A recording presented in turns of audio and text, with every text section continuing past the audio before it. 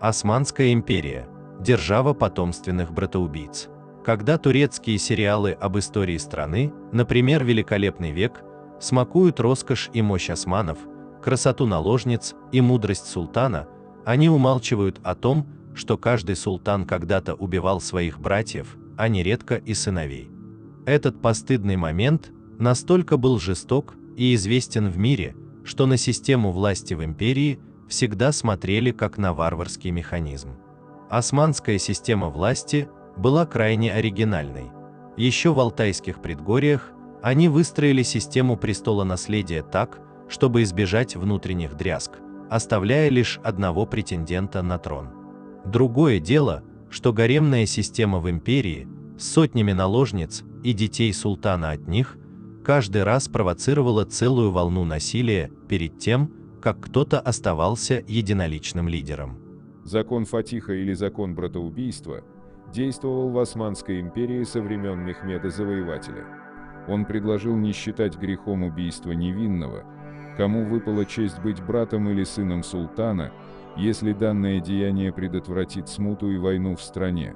На практике это означало, что после смерти султана из десятков, а то и сотен его сыновей, останется лишь один, убивший всех прочих и сумевший не погибнуть самому. Легализация братоубийства и умерщвление наследников престола, даже в том случае, если они не претендовали на трон, отводит османам особую позицию на протяжении всей турецкой истории.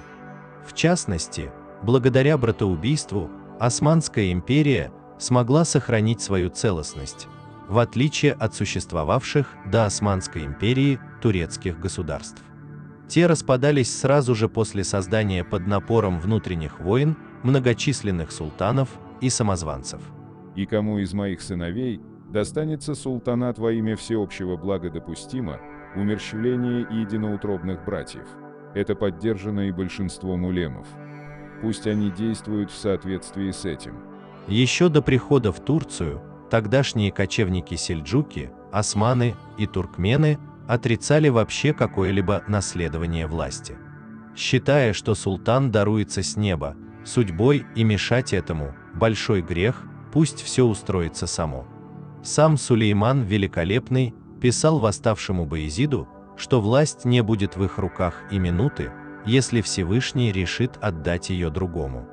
Все сыновья султана получали в управление свою область Санджак, где приобретали навыки управления, а также ходили в походы с армией. Права на трон все имели равные, независимо от степени расположения султана к их матерям, и на деле султаном становился тот, кто быстрее прибудет в столицу и получит клятву преданности от всех заинтересованных групп быстрее. Это развязывало руки всем желающим сыновьям, а также тем, кто часто стоял за их спинами. Получив клятвы и символы власти, далее будущий султан устраивал настоящую бойню. Убивались там, где были застигнуты все его братья, а также дети мужского пола братьев. Большинство пытались сопротивляться, и страна погружалась в гражданскую войну на несколько лет, успевая иногда и поменять султана.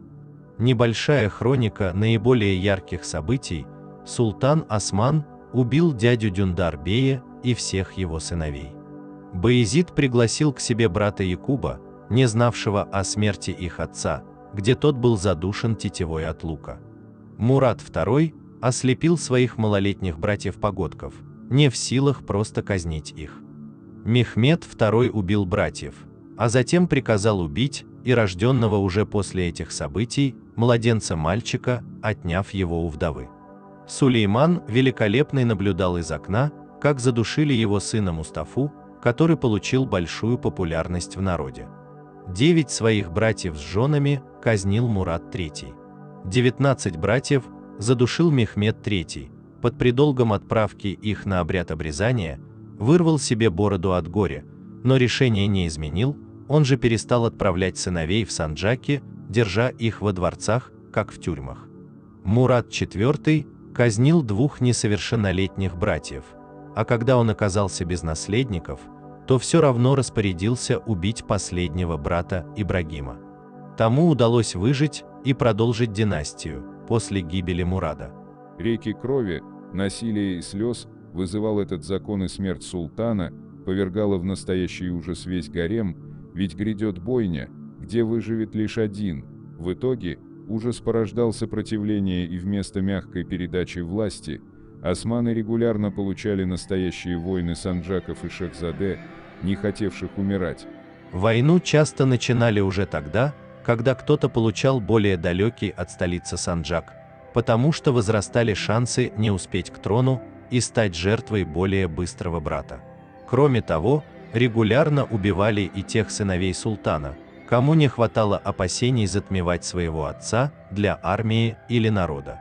Множество султанов казнили своих сыновей, когда те тайно или явно бросали им вызов. Евус, Мустафа, Савджи Бей стали самыми известными жертвами своих царственных родичей, зачастую бесстрастно наблюдавшими за их казнью. Альтернативой казни была клетка, специальное помещение в Топкапы, где наследники жили при полной охране, практически в одиночестве и абсолютной тишине, нередко сходя с ума от скуки или становясь пьяницами и наркоманами. Немногим лучше было положение визирей и пашей.